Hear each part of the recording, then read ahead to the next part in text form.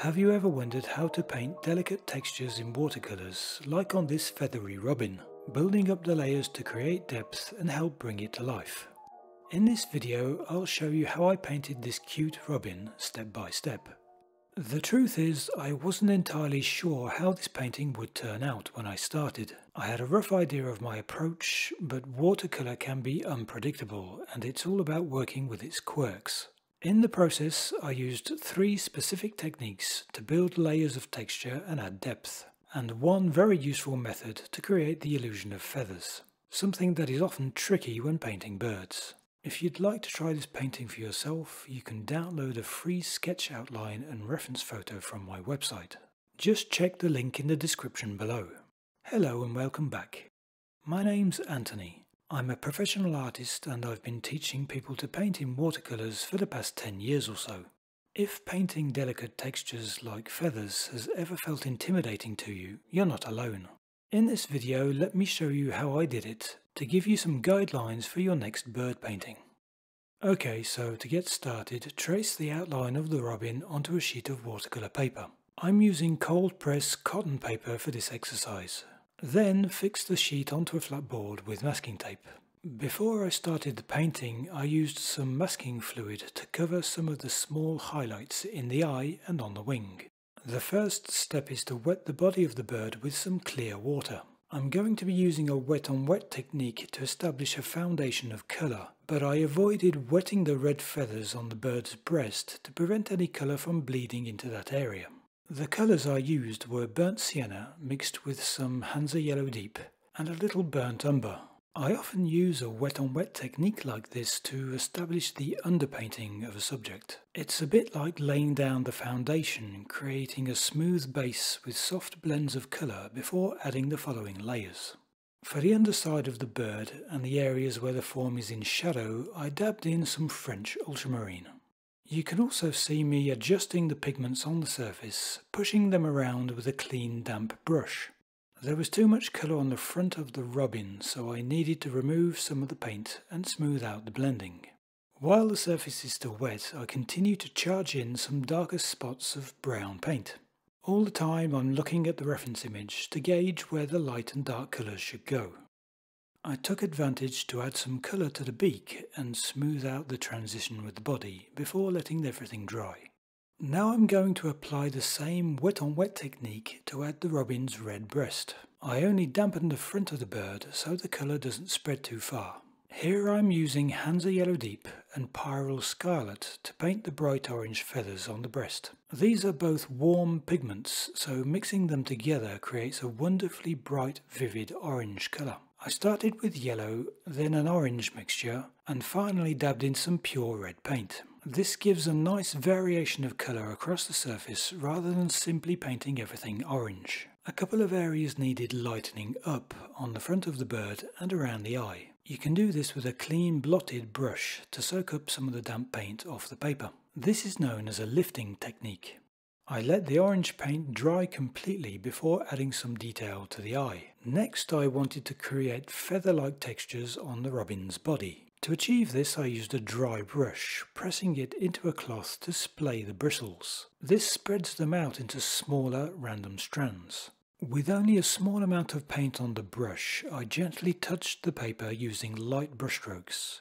This technique creates a textured, broken pattern that mimics the soft appearance of feathers. And by varying the direction of the brush marks, this effect suggests the fluffiness of the robin's feathers.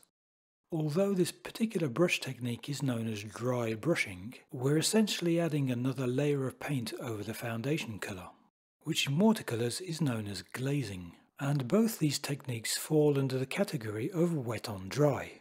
In other words, where wet paint is applied to dry paper. This technique gives you more control and precision of your brush marks, or for adding details. So to sum up, during this painting you'll see me alternating between these 3 specific techniques.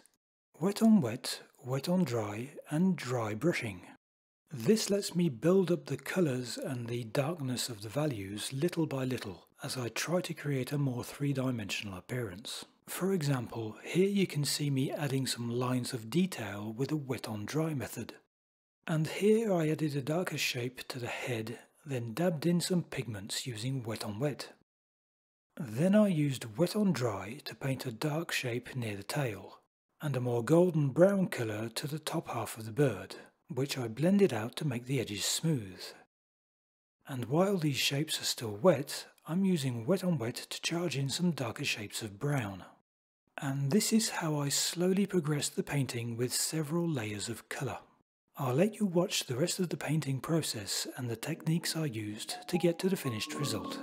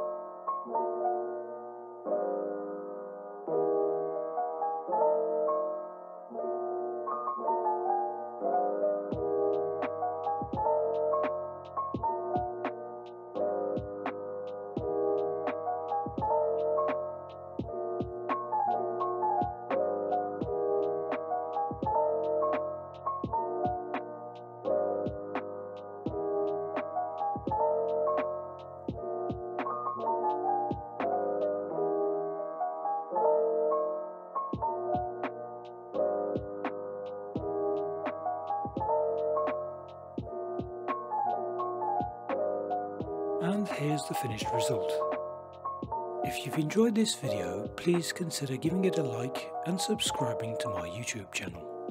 As always, let me know your comments below, and if you'd like to follow along with another one of my paintings, you might want to watch this video next. Happy painting, everyone!